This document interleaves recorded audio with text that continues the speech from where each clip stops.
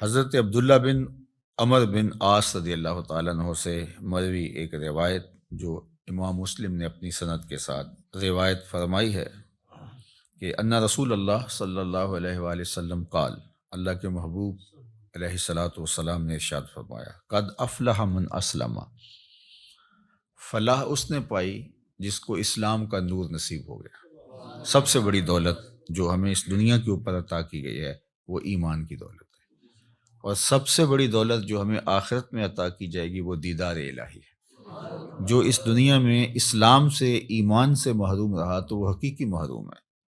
ہوا میں اڑے، چرخ پہ جھولے، دنیا کی ساری مال و دولت کا مالک بن جائے اور عالی منصبوں کے اوپر فائز المرام رہے، دنیا اس کو سیلوٹ کرے، عزت وقار کی مسند پہ بیٹھا ہو، دنیاوی اعتبار سے وہ ہواؤں میں اڑتا پھرے، لیکن اگر اس کا سینہ ایمان کے نور سے خالی ہے، کوڑی مول نہیں اس کا، تو سب سے بڑی دولت اس دنیا کے اوپر جو حضرت انسان کو دی گئی ہے وہ اسلام ہے، ایمان کی دولت ہے۔ تو اللہ کے محبوب نے فرمایا، قد افلح من اسلم، فلاح اس نے پائی جس کو اسلام مل گیا۔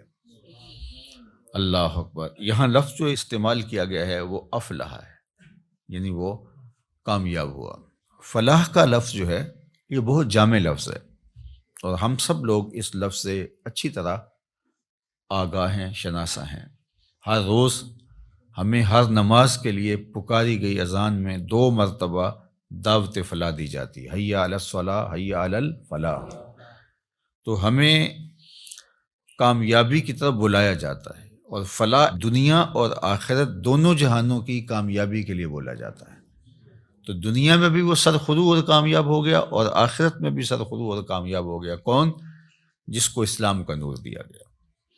اور اس کے مقابلے میں کافر نقصان میں ہے، اس نے فلاح نہیں پائی، چاہے اس نے دولت کے جتنے مرضی ڈھیر جمع کر لیے، تو وہ خسران میں ہے، فلاح میں نہیں ہے۔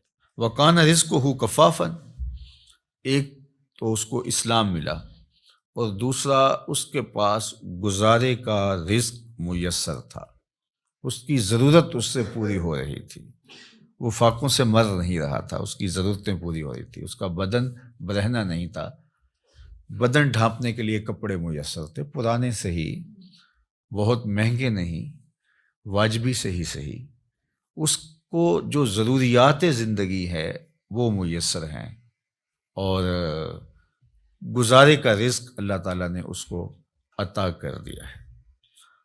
یہ 2 چیزیں ہوں، اسلام کی دولت اور گزارے کا رزق۔ اب تیسری بات کیا فرمائی؟ وَقَنَّعَهُ اللَّهُ بِمَا آتَاهُ، اللہ جل شانہ نے اس کو یہ جو عطا کیا ہے اس پر وہ مطمئن ہے، اور اس پر وہ قناعت کرتا ہے، اس پر وہ راضی ہے کہ مالک تو نے مجھے جس حال میں رکھا ہے میں واہ واہ خوش ہوں اس پر۔ اللہ اکبر۔ تو ایسا شخص کامیاب ہو گیا، یعنی ایمان کا نور نصیب ہے، اسلام کی دولت میسر ہے، اور ضرورت کی روزی اس کو نصیب ہو جاتی ہے۔